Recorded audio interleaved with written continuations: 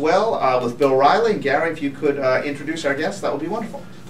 Bill, welcome today. Bill Riley from Clarke, Snow & Riley. Always good to have you as a guest. It's always good to be here. Nice to see you guys. Thank you. So you brought some interesting articles for us to consider today. I'll kind of leave it to you to give the intro on that. And you get the award this evening for the most prepared guest we've had. That's right. Well, considering I might be the first guest. Hey, come on, work with us here. He did say so far. So far. Hey, I'll take what I can. Exactly. It's the little things in life. Exactly.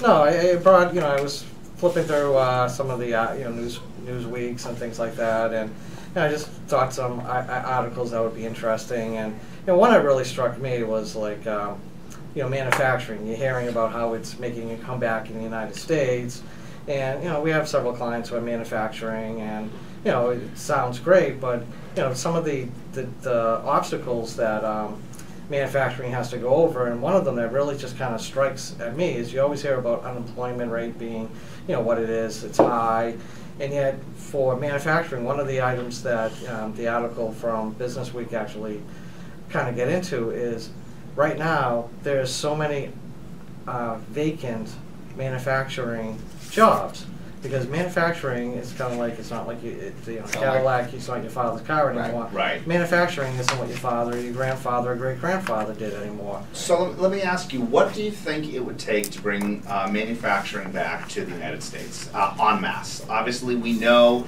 there are companies such as the floor mat companies, we're obviously not trying to use the names on air, that have tried to bring their manufacturing base back to the United States. There are Chinese manufacturers and Japanese car manufacturers who have set up factories here and are attempting to hire American workers, but that's already 12 or 15 years out of date. What do you think, Bill, is going to take it to get manufacturing permanently back in the United States? Well, it's going to have to take first, you have to get the skill set up there again. I mean, and by that I mean manufacturing. We had a client several years ago where, a printing company, they actually making smart cards. The machines, you needed a PhD degree to run the computer, to run the printers. They're multi-million-dollar machines. It's not anymore just setting letters and pulling the stamps, or they actually, quoted in the article, it's not like picking up a hammer and banging things anymore. It actually, needs college degrees in terms of running state-of-the-art, basically computer-driven machinery, and that's getting skill sets up there. Manufacturing is no longer a blue collar. It isn't. Blue collar job. It's really it's changed. The definite manufacturing doesn't mean right now just going in and jeans and a t-shirt and your shovels and hammers. It's actually working with computers, and and the raw material. But it's changed. So it's getting the skill sets up.